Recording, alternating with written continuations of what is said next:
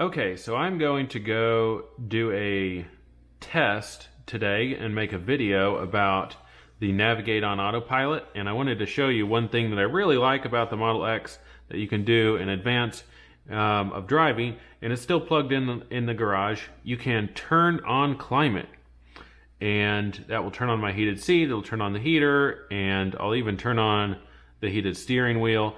And this way it's nice and toasty when I get in, and that will not affect my range. It shows the interior temperature right there. It's 49 degrees right now, and that will be warmed up to a toasty 72 surprisingly quickly. No emissions in the garage, no fumes when I go in there like an internal combustion engine car would have. So that's going to be a pretty cool little feature of EV ownership. So I'm excited for it to be warm in there and to show you guys some Navigate on Autopilot goodness.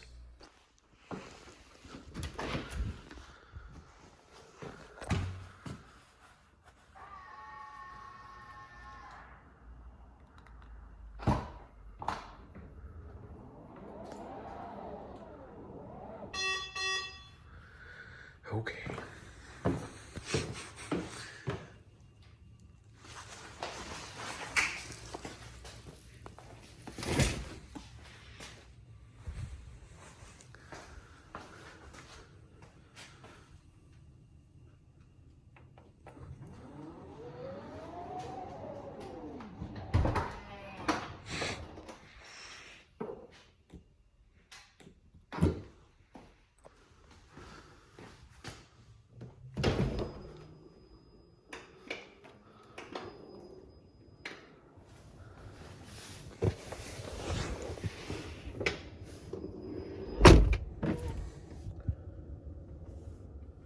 Alright, today I want to show you Navigate on Autopilot.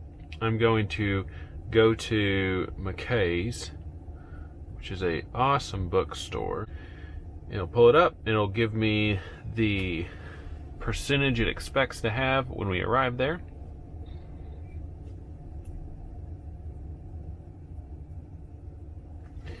Alright, 72%, cool. I'm going to open the garage. That's all you gotta do. And up it goes. Let's go for a drive.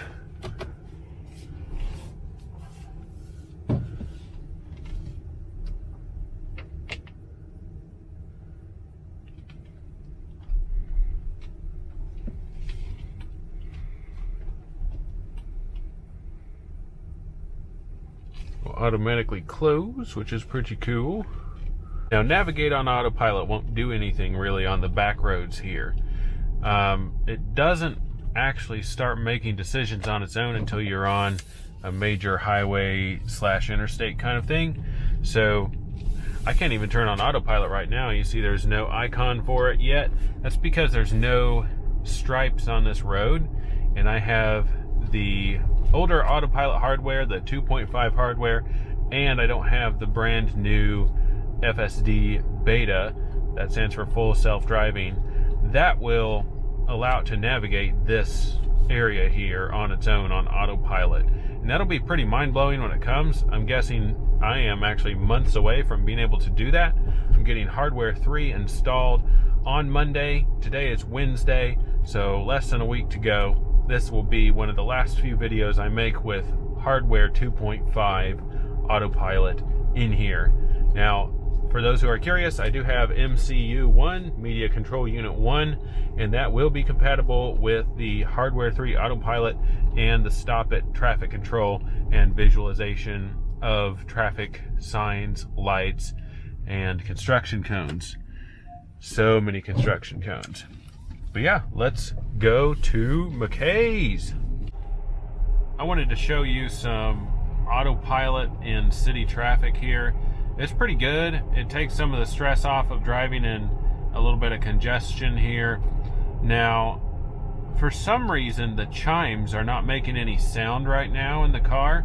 So when I turn on autopilot, it will not make the usual autopilot chime. So I'm going to go ahead and turn it on. Yeah, it didn't make any noise. I don't know what's up with that. But Gonna set the max at 50. People do move through here pretty quick sometimes. One useful thing, and this kind of affects how quickly it takes off from a stoplight when it's behind another car, is there's this little knob right here on the end of the Autopilot stock, and if I turn that, it will either lengthen the number of cars that I will have between myself and the vehicle in front of me, or shorten it. I usually keep it around 2 in city traffic and extend it out to 4 on the interstate. If I have it on 2, it seems like in stop and go traffic it just goes a little bit faster. It doesn't wait and make people behind me impatient. So that's a better setting for in city driving. I'm going to go ahead actually and move it to 1 just because we're so congested here. And it's driving itself. It's doing a pretty good job of it too. See other vehicles being visualized here on the screen. Just said cruise control unavailable. So we're going to go ahead and take over. Don't know what that's about. So this is definitely a little bit of an anomaly for the vehicle here to have cruise control unavailable. If you drive Teslas and have seen that before, please comment. That is a little bit weird. Alright, so now I have a new error. Driving visualization temporarily degraded. Feature may be restored on next drive. I have never seen that before. That is very weird. So it's having a hard time visualizing the other vehicles around me.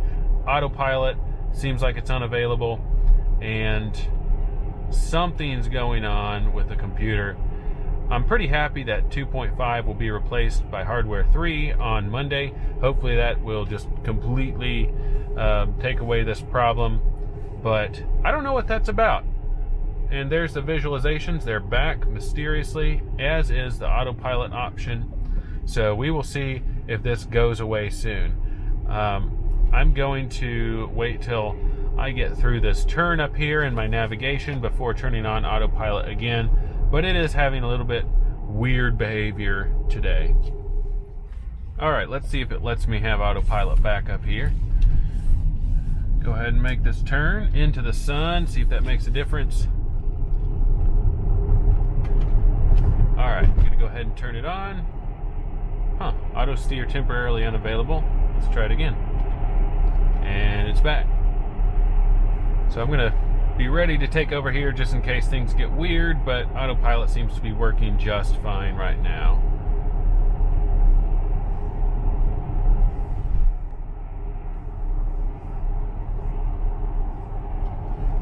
Alright.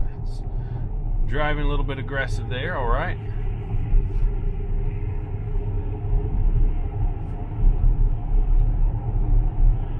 I'm going to raise the speed here to 75. This lane is ending. Let's see how it handles it. Went ahead and indicated there just so I didn't surprise anybody. I'm going to do that again right here. Worked out pretty well.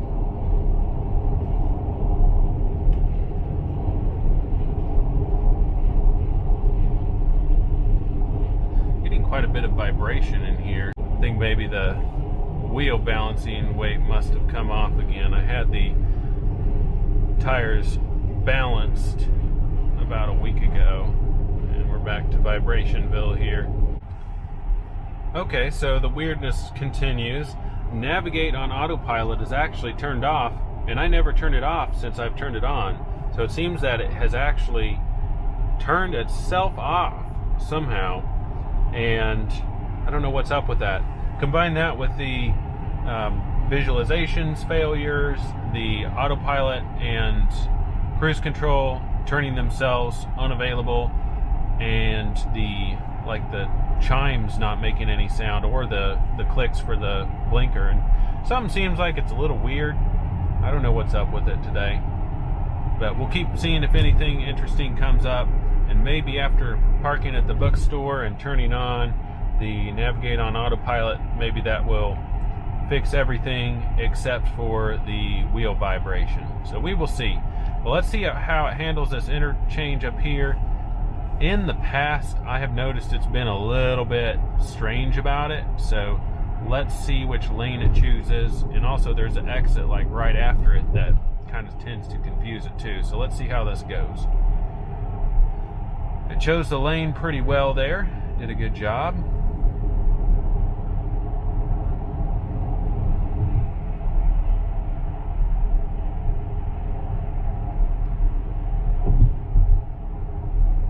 Got a lot of traffic coming up here beside me on my left, so moving out of this exit only could be a bit of a challenge. We'll see if it can handle it okay. Alright, here comes the exit only.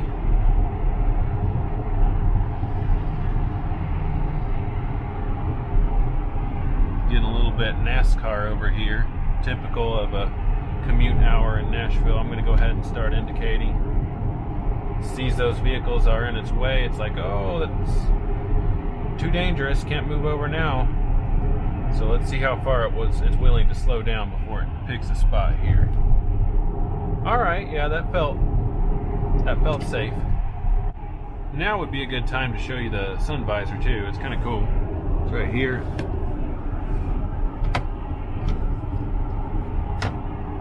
Pretty neat. Works pretty well. So here's a situation that Navigate on Autopilot is actually very useful for. I'm stuck behind somebody that's going like 55 and a 70, and people are just flying up next to me here. And with regular Autopilot, it'll just sit here. But since Navigate on Autopilot has mysteriously turned itself off, I will have to deal with this situation myself. Go ahead and indicate and move over, and we'll speed back up. Now, Navigate on Autopilot will actually do that on its own, which is just trippy the first few times you see it. It will say something to the effect of switching lanes to move to faster traffic. It will show a little visualization on here indicating that it thinks it's behind a slow car or truck, and it will then move out of the passing lane too once it is passed. But the moving out of the passing lane seems somewhat inconsistent. Sometimes it'll do it, sometimes it won't, but you never know what you're going to get with it. I'm going to go ahead and indicate to go back. And we're back in the flow of traffic here. Oh, hi Tesla. But this is McKay's. It's pretty big. Used books, games, movies. I'm here for the books. But this is my jam right here. Alright, so since I'm going to be in the bookstore for a minute, I'm going to go ahead and reboot the MCU. That might fix the chimes, like the blinker and sound effects and stuff not going off. And I think it just probably needs a reboot. But to do that, you hold down these two scroll wheel buttons and it will just reset. Just hold it down like 10 seconds or so.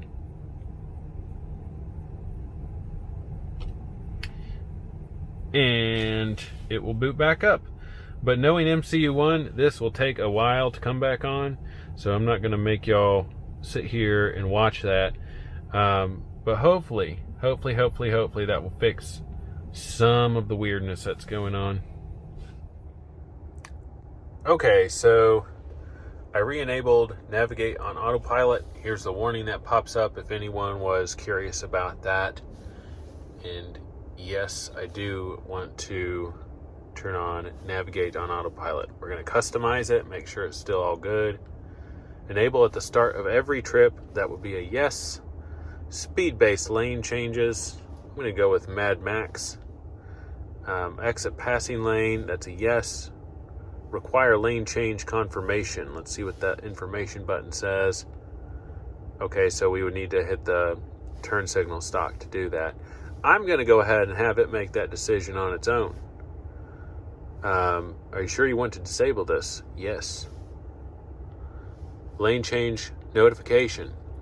You know what? I'm just going to turn that off.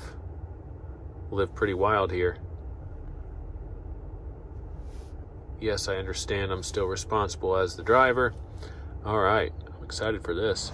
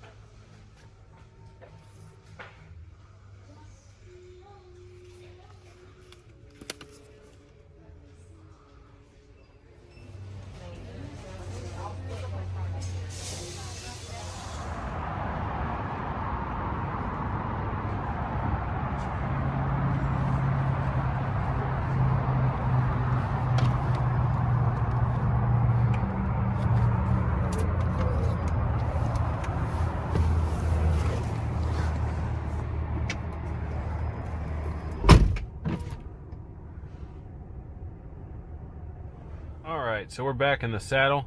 Let's see if the chimes are back and if it's still confused about its air pressure and whether it will let me do navigate on autopilot. Alright, it takes a second to boot up. Alright, now it should go into reverse. Make sure there's nobody behind me here. This thing is very aware, but you still need to be careful and safe with it. So no tire pressure warning light now. That is interesting. I don't know what the deal is. It's the same tires, same air pressure, similar temperatures, but that is gone now. I will show you guys a fast takeoff in this. I haven't really done that yet on the channel, so I guess there's a first time for everything. We'll let them go ahead. We'll do a high performance takeoff here.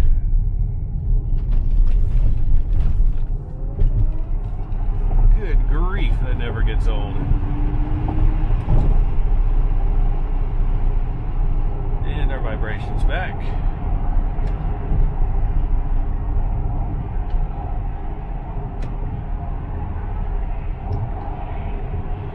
Let things settle down a little bit before I activate autopilot. Alright, shows it's available. Here we go.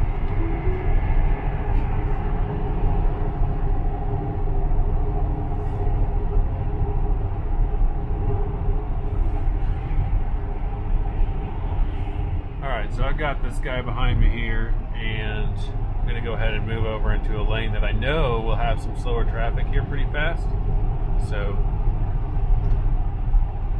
let's see what it will do. Alright, it says changing lanes to follow route. Upcoming lane change to the right. Slowing down for traffic. Acting fairly human here. I mean, I'm a little bit more aggressive of a driver, but I mean, I'll probably go around this truck up here, but it's going to go ahead and move over into the right hand lane when it finds an opportunity, and I don't know what it thinks is so urgent. Damn, it is really cutting it close here. I'm going to just take it off. Sorry, bro, car's acting weird. It really squeezed in between those vehicles. I think that's what Mad Max means when you do the lane change settings like that. But that was a little closer than I was comfortable with, frankly. And I don't see what the urgency is here to move over into that lane with this interchange like that far away there. So, alright, I'm going to go ahead and turn this back on.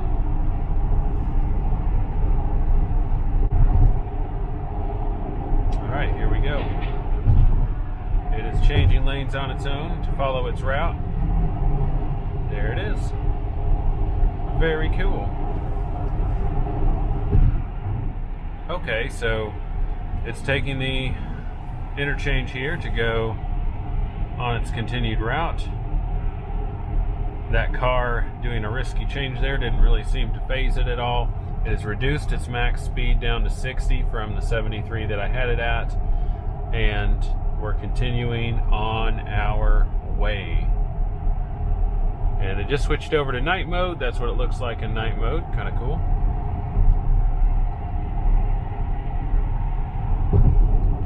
But yeah, the Tesla's driving me home. Pretty convenient, pretty chill. Alright, it thinks this car is too slow, so it's going to move over. And it is quite correct, it is too slow.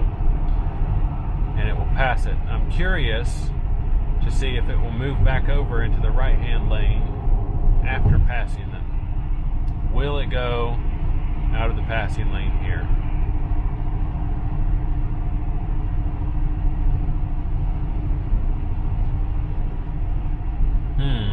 Doesn't seem like it really cares about that.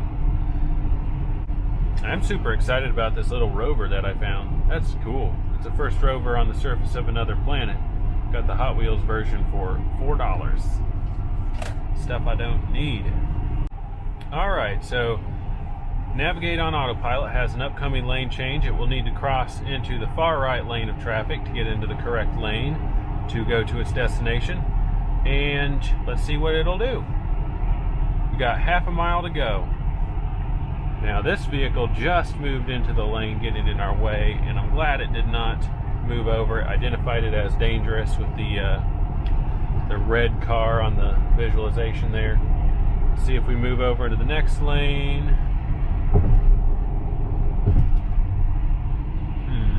What? Yeah, it might get this right. We will see.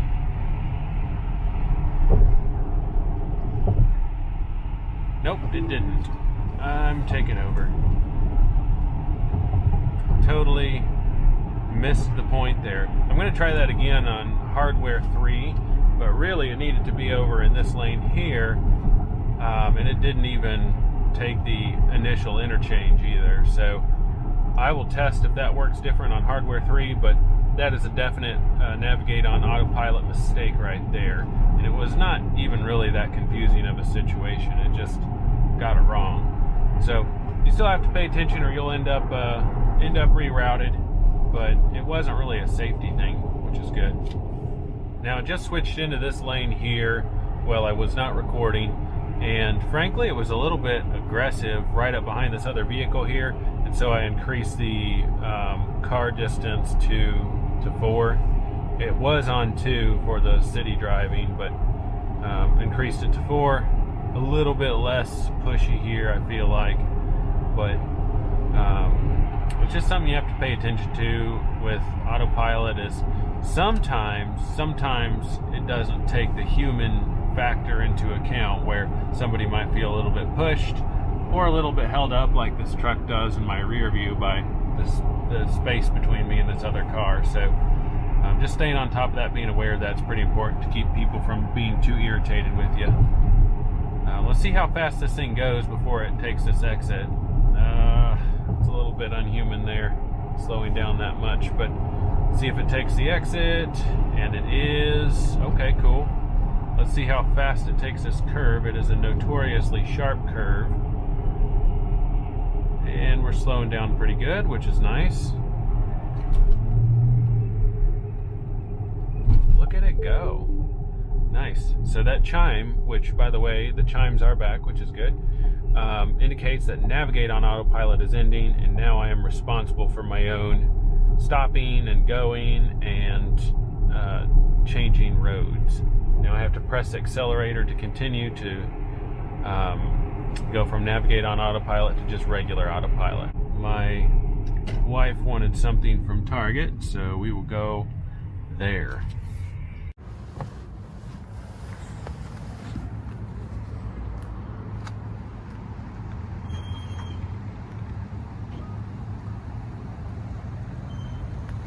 I just accidentally opened the passenger door.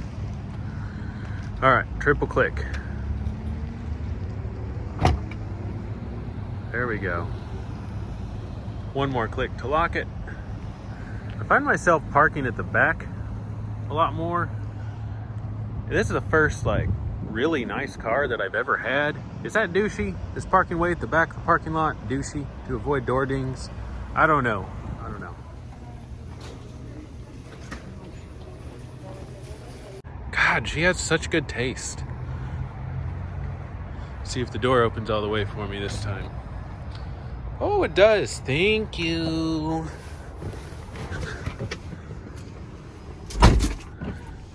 All the treasures from this errand. Let's go home.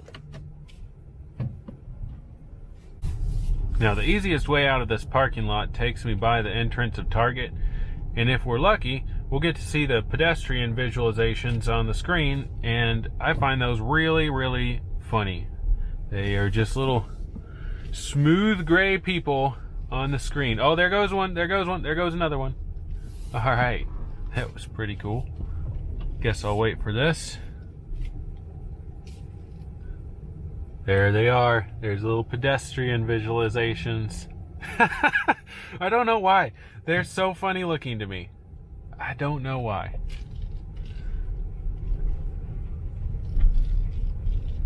Little 3D models of people. By the way, over here at this Target, we have an awesome supercharger, which I charged at a lot when I was waiting for my NEMA outlet to get installed and the adapter to arrive. And it looks like there's a couple of Teslas over there charging right now, but that is a good charger and it is merely weeks old.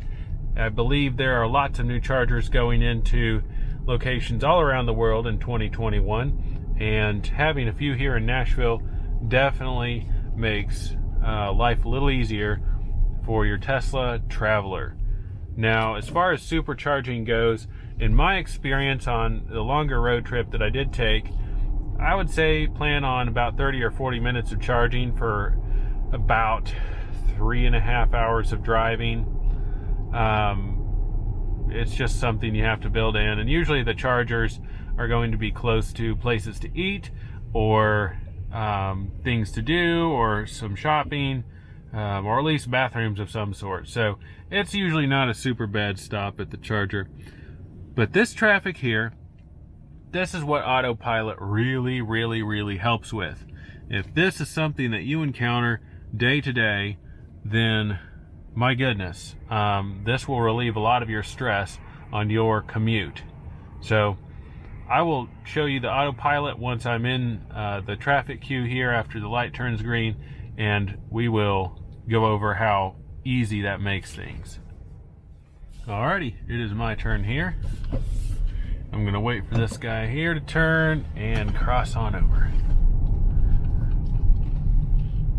So this is where Autopilot really shines. I'm gonna go ahead and activate it.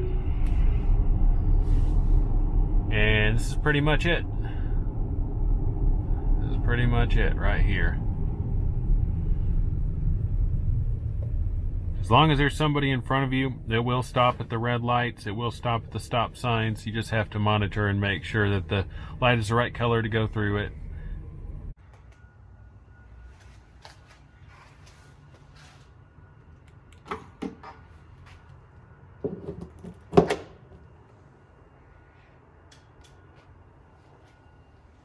Well, today was supposed to be a video showing all the cool stuff that Navigate on Autopilot can do. And we did do some of that, yes, but it ended up being more about the quirks of what Autopilot will just kind of do, as well as some glitches in the hardware and software of the Model X. Now, I hope to have a lot of this sorted out by just having hardware 3 installed in the Autopilot. And I also have a service appointment for that on Monday. So I hope that that will fix some of the issues that you will see in this video. But I really enjoyed making it for you. I hope you enjoyed as well. Let's go. And yes, I'm in my garage, sitting in the car, and I'm gonna go ahead and close the Falcon Wing doors just because it's cool.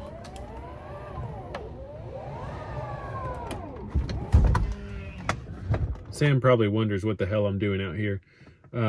But that would not be a new thing. And we're charging after our journey.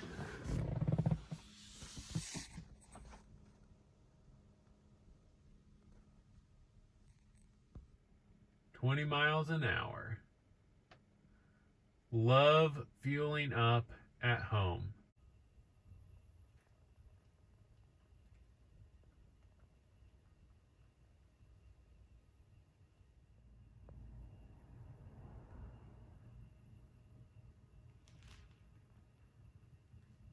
Maybe we should, I don't know, do you think we should test some emissions on our commute? It's always good to test your emissions.